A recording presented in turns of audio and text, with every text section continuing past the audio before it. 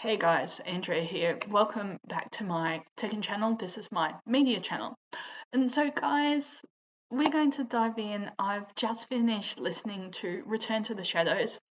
So it is hosted by Catherine McNamara and Dom Sherwood. I listened to it through iHeartRadio. I will link it down below. So they essentially are doing a rewatch of one of my favorite shows / a hyperfixation of mine called Shadowhunters. Shadowhunters is based on the books by Cassandra Clare, and it follows the journey of Clary to discover her destiny as being a lost Shadowhunter. So, guys, if you're familiar with this world, you'll know that there is a very active fandom as well. But they're up to season 2 and an episode that is, as I said, quite emotional. And guys, consider this some trigger warnings. There is discussion of mental health and suicide. I will put some links below, and please, if you are in any sort of danger, please contact the services in your area. You are not alone. Anything can be dealt with. Please reach out to those who are around you. So Love is a Devil, we see, is in the second series that we have discovered that Clary is actually Valentine's daughter, and Valentine is a shadow hunter, but he is no other word for it, a zealot. He hates the downworlders. And for those of you who aren't familiar with this world, downworlders are demonic beings that have a soul. So they are your seerlings, your warlocks, your vampires, your werewolves, as well, and any mundanes with the sight. So mundanes with the sight are very, very rare. They are generally then considered to be shadow hunters that have escaped that world, because the shadow hunters are born into the world. They are born to protect the world from demons. So for those of you who don't know the content, it is assumed that all of the legends are true. So all of the mythological legends are true in some way. We see this repeated as well. And so the shadow hunters are essentially the peacekeepers or police, as you would say, of this world. We do see this, that the New York Institute is run by a family. They are called the Lightwood family. And we do see one of their children coming of age. So we see Max's rune ceremony. That is akin to a christening in this world. And we do see them having a party beforehand, which Dom and Kat mentioned is akin to a rehearsal dinner. But it does go awry because there is a warlock who is chasing a lost warlock child, and they are hallucinating. The hallucination makes their worst fears come out. And unfortunately, we do see the oldest child to try to jump off a ledge because his hallucinations, he was in a previous episode possessed by a demon, and he was responsible for killing Clary's mother. Now, this is a major variation from the books. From the books, Jocelyn does survive, but she is punished heavily by the clave and restricted in her movements quite heavily. Clary, so this is a book to screen adaptation, and it does force Clary to grow up a lot quicker and rely on the Institute a lot more. But in seeing this, we see Alec is essentially delusional that Clary does blame him. But we do see later on that Clary says, no, it was an accident, it was a demon, it wasn't you. I do not blame you at all. Their state of being is war.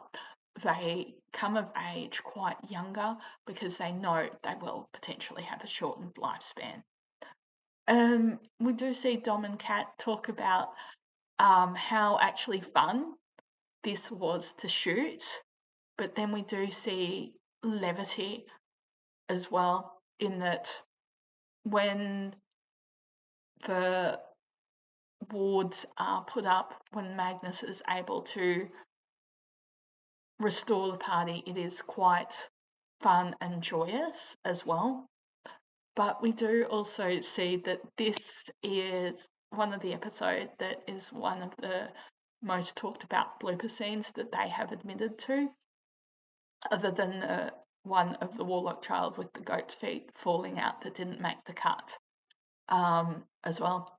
And I didn't realise how many days I have consulted on other projects, and I know things that on screen can that 2 to 3 minutes can take days to work out, from the scripting, the blocking, the research, talking to the source material owner, because that also with book to screen adaptations, for people who don't know, talking to the source material owner can be a very big deal because copyright is very big.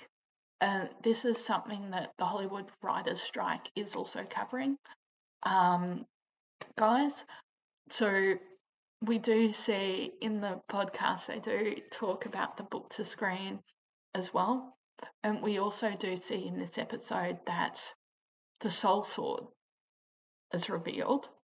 That essentially means in the show Downworld Apocalypse. In the books, it is used as truth telling and it can summon angels. So it is heavily controlled by the Clave, and the Clave do want to get their hands on the 3 model instruments. So the 3 model instruments are the Soul Sword, the Mortal Cup, and the Mortal Mirror. We do discover in the first season, it's the first season? Yeah, first season, that it is. No, it is second season. Sorry, I do apologise.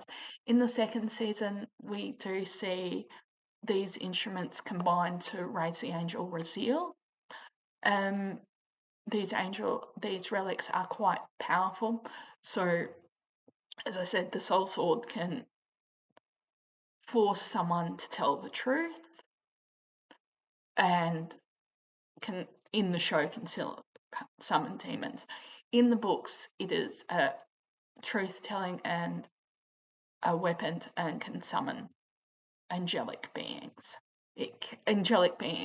And in this world, you've got to know that there are hierarchies of angels. So the Nephilim are half angel, half mundane, essentially. The Mortal Cup we have seen in season 1 that it can summon demons, it can control demons, but it can also create new Shadowhunters through drinking the blood of an angel. And you can ascend. However, we do see that this is not common anymore because mundanes have lost the very real threat of demons, and that the Shadowhunters are essentially a dying breed. We see that there isn't a lot of mundanes that are in service to the Shadowhunters anymore and aren't able to ascend. Then we also do see Lake Lynn being the mortal mirror, and we do see in the books drinking water from Lake Lynn being used for a parabaptise ceremony, but you do also hallucinate from Lake Lynn's water if it is not controlled as well. But then we also do see that Clary, and this is spoilers, does raise an angel, and this creates havoc for this world as well. But we do also see in Love as a Devil, we do see Alec and Magnus's, so Malik's relationship play out and come a lot deeper. We do see Maris accept her son. Nicola kudos to her for playing that with her own experiences in real life. I know, and I have been fortunate enough to go to the cons, but she has talked at length about her experiences and how it was great for the Shadowhunters crew to be an ally as well. And guys, I really do encourage you guys to listen to this podcast. Dom and Kat have got great insights into, because obviously they were the main characters, what was going on set, what were they were thinking, what had to be adapted as well, and the special effects crew versus the stunts and bringing people into this world. And yes, it is young adults and it's targeted at young adults because it is about finding your place in the world. But as a person with disabilities, I have found constantly I have had to rediscover in my world where I fit. And that has been a challenge for me. I don't fit in with the day centre community. I don't fit in with the disability activism community because I have got some very opposing views. I am currently looking for work, but I don't fit in with the able-bodied community. And so this is a thing that Jessica Kilgard Frozard has talked about, that a lot of disabled people are in an island of isolation. They do have caregivers, they do have groups that they go to, but my day-to-day can actually be very isolating. And so, guys, thank you for following the second channel as well. And guys, it's amazing to see both channels grow over time. So, guys, if you can, please like, share, and subscribe. And guys, again, you are here for a purpose. Don't cut it short. Be aware and reach out for help as well. So I am in Australia, so I will put the numbers for Lifeline and Beyond Blue as well. But don't be afraid to reach out for help. It's one of the most adult things you can do. And I do know that we all have a lot of anxiety at the moment, but there are charities around that can help. Reaching out to someone is the strongest thing that you can do.